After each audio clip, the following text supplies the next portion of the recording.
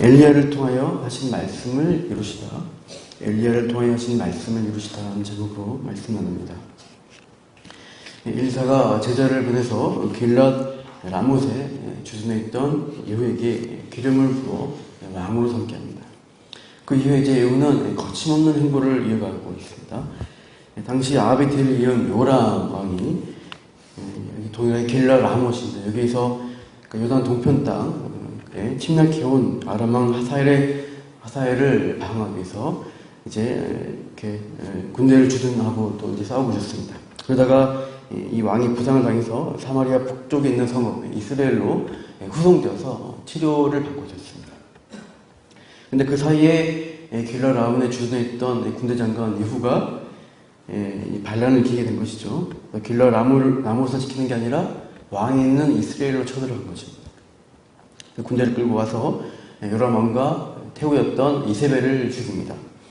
요람 왕의 시신은 나봇의 밭에 던져버리고 이세벨의 시신은 들깨들의 밥이 되게 합니다.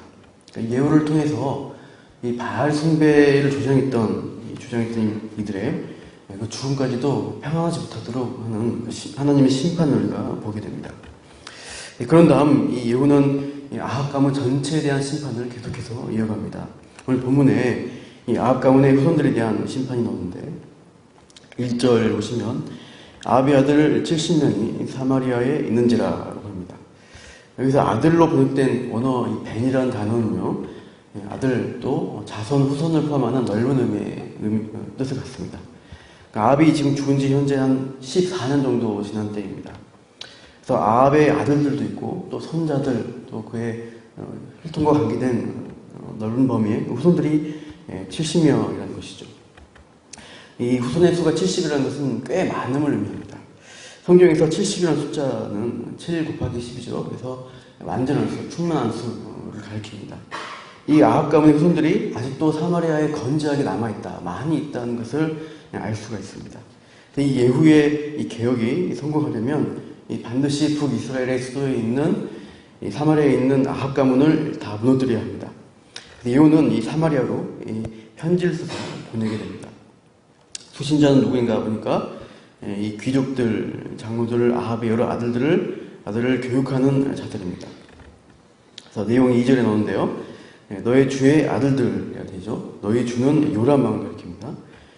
그 아합과 요람의 후손들이 너희와 함께 있고 또 병과 말과 견고한 성과 무기가 너에게 있다라고 편지하죠. 그러니까 비록 자기가 반역을 일으켜서 요람 왕을 죽였지만 여전히 사마리아에는 왕을 이을 후손들이 많이 있다 이거죠.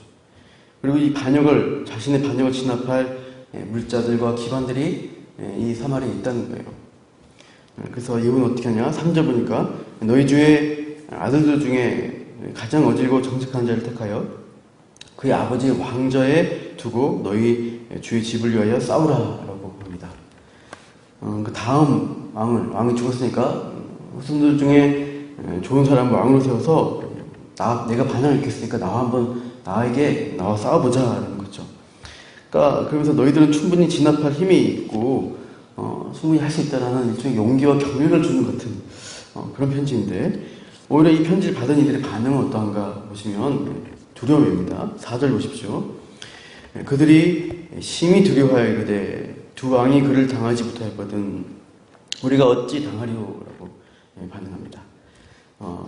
요람 왕 또 남유다 아하시아 그 친척된 그러니까 아하시아 외삼촌이 요람 왕이죠. 북이스라엘에 이 두 왕도 예후에 의해서 죽임을 당했죠.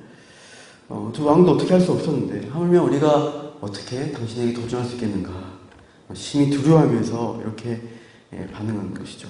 5절 중간에 보시면 그래서 이렇게 말합니다. 우리는 당신의 종이라 당신이 말하는 모든 것에 다 따르겠다라고 반응합니다. 예후는 편지할 때 그 신하들을 향해서 너희는 너희의 주 그러니까 아합과 요람이 너희의 주인이다라고 계속 말하고 있는데 정작 이 사마리아에 있는 신하들은 자신들은 누구냐? 예후의 종입니다라고 대답하고 있어요. 그만큼 두려워하면서 예후의 반역에 동참하겠다는 표현을 하고 있습니다.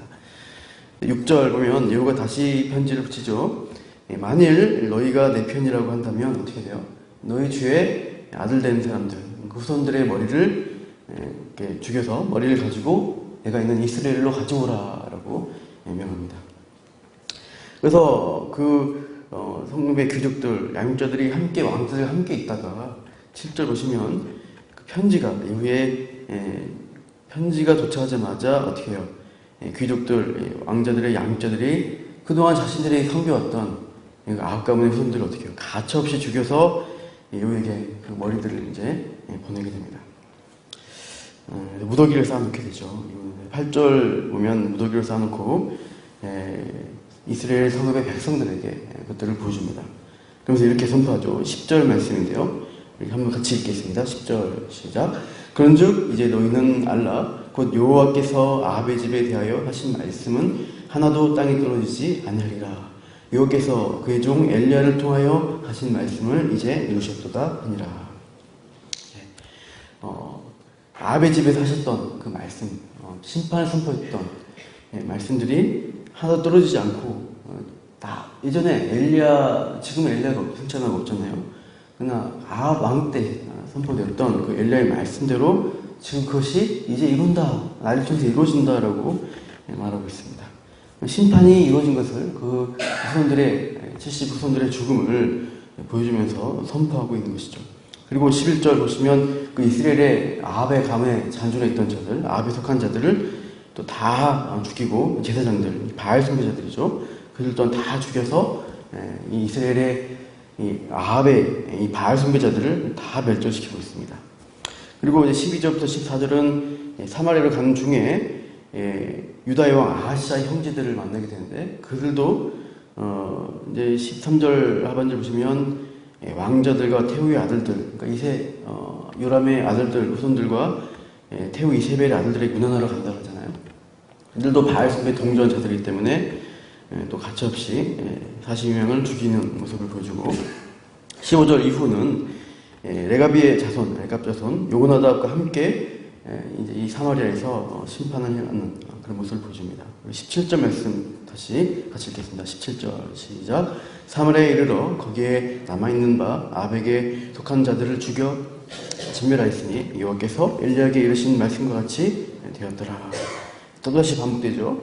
엘리야에게 이르신 말씀 그대로 심판을 행했다. 완전히 아합에게 속한 자들, 바알 숭배자들을 진멸했다라고 이후에 활동을 밝히고 있습니다. 하나님의 계속된 말씀은 뭡니까? 이 아합에게 속한 자들은 진멸의 대상이라는 것이에요. 아합 가문에 속한 자들은 한마디로 바알 숭배자들을 가리킵니다. 하나님을 떠나서 바알 우상을 숭배하는, 그러니까 약속의 땅에 들어와서 이스라엘 백성들이 하나님 말씀대로 여호와만 섬기면서 참으로 하나님의 공의를 실현하는 그런 백성들이 되어야 하는데 이 아합 가문에 이르러서 완전히 바알 숭배, 하나님을 떠난 우상 숭배자로 전락한 상황입니다. 그래서 엘리야 선지자를 통해서 계속해서 심판을 선고해 오셨고 그 경고의 말씀이 이제 예후의 때에 이루어지는 것을 우리가 볼 수가 있습니다. 분명히 엘리야 때 아합이 득세할 때는 엘리야가 아무리 외쳐도 갈멜산 대교를 통해서 3년 반의 가뭄을 내리고 또 갈멜산 대교를 통해서 많은 바알 우상 숭배자를 죽였음에도 불구하고 결코 이 아합과 이세벨은 회개하지 않습니다. 계속된 경고의 말씀이에요. 또 그래서 오히려 엘리야를 죽이려는 상황 가운데 엘리야가 두려워하면서 오랫나무가로 숨고 또 호렙산에 이르러서 하나님께 토로하죠. 저밖에 남지 않았는데 다 이 바알들이 저를 죽이려고 한다라고 하나님께 통곡합니다. 그때 하나님은 엘리야에게 지금은 아니지만 너를 통해서 아람의 하사엘 또 엘리사 또 예후를 통해서 이 아합을 심판하겠다라고 분명히 약속해 주셨습니다. 그 말씀이 지금 다음 때에서 분명히 말씀대로 심판이 지금 현재 이루어지고 있습니다. 하나님은 이 바알 숭배자라는 것은 그 당시 아합 당시의 우상 숭배자이고 지금은 전체적으로는 하나님을 떠난 죄와 탐욕을 추구한 모든 죄인들을 가리키는 게 바알 숭배자라고 할 수 있습니다. 죄인에 대한 심판이 하나님이 얼마나 철저하게 행할 것인가를 우리가 이 말씀을 통해 생각해야 합니다. 하나님 말씀대로 세상의 악에 아합 가문에 바알 숭배에 속한 자들을 향해서 분명히 하나님은 심판을 행할 것을 말씀하시고 있어요. 계시록에 보시면은 이렇게 이 오늘 본문에 있는 아합에 속한 자들이 이런 것입니다. 6장 15절에 땅의 임금들과 왕족들과 장군들과 부자들과 강한 자들과 모든 종과 자유인이 어떻게 굴과 바위에 숨어서 우리 위에 떨어져 보좌 위에 앉으시니 얼굴에서 그 어린 양의 진노의 소리를 가리라 이렇게 외치고 있어요. 그러니까 땅에 속한 자들이 계시록에서는 우상 숭배자인 것을 성경에서 말씀하고 있어요. 죄 가운데서 살아간 자들, 하늘의 소망을 가지 못한 자들은 이 진노의 대상이라는 것을 보여주고 있습니다. 그리고 계시록 17장에서는 이들이 속한 곳이 어디냐면 음녀 바벨론이라고 표현하고 있어요. 바벨론, 이 세상에 지금 이제 음녀라는 것은 이세벨을 또 비유합니다.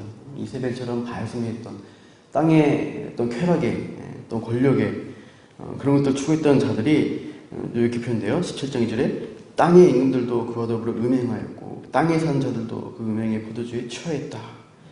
이렇게 표현합니다. 이렇게 하나님의 소망, 이 예수 그리스도의 참 죄용서의 은혜를 누리고 또 하늘의 소망을 갖지 못하고 여전히 땅의 것들을 추구한 자들을 향해서 우상 숭배자, 바벨론 성에 속한 자들, 그래서 진노의 대상으로 표현되어 있습니다. 그래서 하나님은 이렇게 선포합니다. 또 내가 들으니 하늘로부터 다른 음성이 나서 이르되 내 백성아 거기서 나와 그의 죄에 참여하지 말고 그가 받을 재앙들을 받지 말라. 재앙들을 피하라고 경고합니다. 이 아합 가문에 대한 심판이 엘리야의 경고의 때 엘리야 시대에는 이루어지지 않았지만 그 다음 경고 메시지가 있은 다음에 후대에는 이 예후의 때에는 분명히 말씀하신 대로 철저한 심판이 이루어진 것을 우리가 보게 됩니다. 지금은 하나님 말씀의 경고의 때입니다. 때가 되면 하나님이 땅에 속한 자들, 이 바알 숭배에 속한 하나님을 떠나서 끊임없이 죄와 탐욕 가운데 욕망 가운데 살아간 자들을 자신을 우상 숭배하면서 바알 숭배자로 살아가는 이 세상을 향해서 지금 경고가 있고요. 때가 되면 그 말씀을 심판대로 이루실 것입니다. 오늘 우리가 살아갈 때 이 경고의 말씀에 대한 두려움, 또 말씀을 들을 때 듣고 돌이키는 자에 대한 하나님의 은혜와 용서를 바라보면서 이 마지막 시대 믿음으로 살아가시는 저 여러분 되시기를 소망합니다. 기도하겠습니다. 하나님, 오늘 또 예후를 통해서 하나님이 아합 가문에 속하여 끊임없이 바알 숭배하며 하나님을 대적했던 자들에 대한 철저한 심판의 결과를 보여주셨습니다. 하나님, 성경 말씀은 하나님의 은혜에 돌아오지 않고 회개하지 않고 끊임없이 우상을 숭배하는 자신의 욕망을 숭배하는 자들을 향해서 심판을 경고하고 있습니다. 이 마지막 시대를 살아온 우리 가운데 우리에게 하나님 이 아합 가문의 심판을 바라보면서 죄인들을 향한 하나님의 진노의 때가 이를 것을 우리가 이 말씀 가운데 깨닫게 해주시고 그 말씀에 대한 경고와 두려움 가운데서 더욱더 하나님의 복음의 말씀, 은혜의 말씀 붙들고 이 땅의 것을 추구하는 것이 아니라 하늘의 소망을 두고 정말 하나님의 은혜 가운데 살아가는 우리의 주의 백성 되게 하여 주시옵소서. 그렇게 오늘 하루 하나님의 은혜를 의지하며 살아가는 또 이 세상의 죄를 미워하며 또 하나님의 말씀에 순종하며 살아가는 모든 주의 백성 되게 하여 주시옵소서. 그렇게 하신 하나님을 찬양하며 이 모든 말씀 예수님 이름으로 기도합니다. 아멘.